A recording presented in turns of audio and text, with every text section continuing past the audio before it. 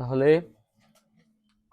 এই ম্যাথটা কি বলতেছে দেখেন, বলতেছে a square plus b square equal 11 হলে a মাইনাস b ইকুয়াল কত।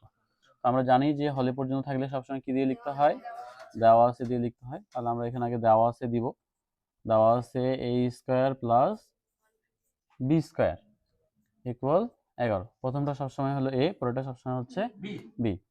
a স্কয়ার প্লাস b স্কয়ারের সূত্র এখন দেখেন তো, এখানে এমন একটা মান দিয়ে রাখছে, এটার কিন্তু সূত্র আছে একটা, a স্কয়ার প্লাস b স্কয়ারের মান নির্ণয় সূত্র আছে না। তো গণিতে হোক বা ফিজিক্সে হোক বা যেখানেই হোক, এমন কোনো মান যদি থাকে যেটা সূত্র আছে, নিচে সূত্র প্রয়োগ করে দিতে হয়। তাহলে a স্কয়ার প্লাস b স্কয়ারের সূত্র হচ্ছে, এখন এইটা সূত্র দুই ভাবে লেখা যায়, প্লাসও লেখা যায় আবার, এখন মান চাইছে আমাদের কিসের, মাইনাসের, তাহলে আমরা মাইনাস লিখবো a minus b whole square plus 2ab equal হচ্ছে 11। তাহলে এখানে থাকতেছে a মাইনাস 1 ভাগ a এর উপরে থাকলে স্কয়ার, মানে a মাইনাস b এর উপরে স্কয়ার, এ উপরে নিচের a কাটা, এখানে থাকতেছে 11, প্লাস 2 জায়গায় হয়ে যাবে কি -2, এটা বিয়োগ করলে আসবে 9।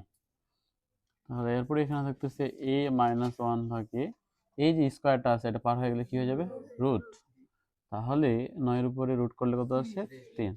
তাহলে অতএব a মাইনাস 1 ভাগ a ইকুয়াল হচ্ছে 3, এটা आंसर। ঠিক আছে স্যার।